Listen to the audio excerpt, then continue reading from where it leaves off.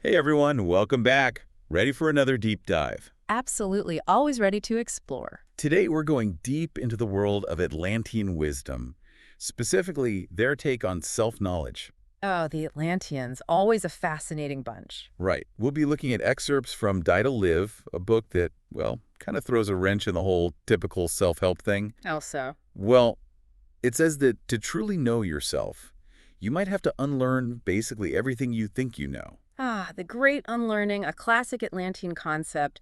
It's all about shedding those layers, you see, not just the surface stuff like our jobs or whatever. For the deep down stuff too. Exactly. Beliefs, conditioning, all the things that shape how we see ourselves in the world. Like from childhood, we're constantly told who we are, what to believe. Yeah, success equals happiness, that sort of thing. Right. Or buy this and you'll be fulfilled.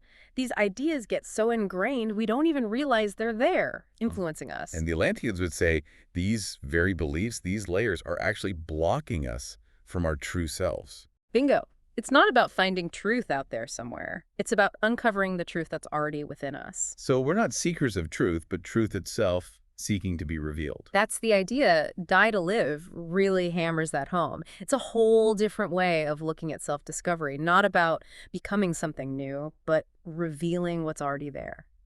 I'm starting to see how this dying to live thing works. But where does the ego fit in? Always a tricky topic. Right.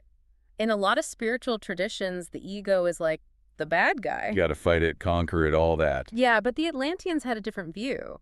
They saw the ego as a tool, like a mask we wear to navigate the world. Okay, I can see that. We all play different roles, right? Exactly. The problem comes when we get so attached to that mask that we forget who we are underneath. So it's not about destroying the ego, but understanding its place. Exactly. And recognizing that it's not the whole picture of who we are. But there's that line in Die to Live about society fearing the death of the ego. Why would that be? It's a pretty radical thought, right?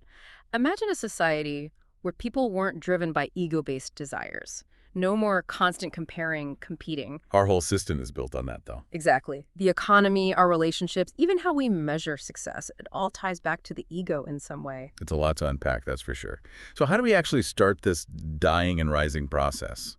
Does Die to Live give any practical advice? Oh yeah, it outlines 3 key steps: letting go, embracing the unknown, and meditating on the self. 3 pretty big concepts right there. They are, but let's break them down. First, letting go of labels, all those titles and roles we cling to.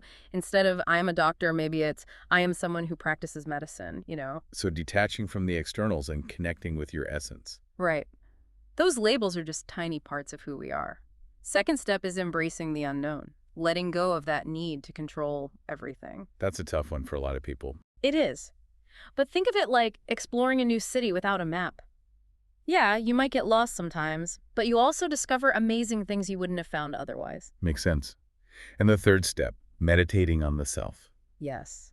Creating space for quiet reflection. Listening to that inner wisdom that's often drowned out by all the noise of life. It doesn't have to be formal meditation, just time to connect with yourself. Makes sense. So it's not about seeking wisdom outside ourselves, but tapping into what's already within. And this ties into the whole Atlantean view of death and rebirth, right? Absolutely.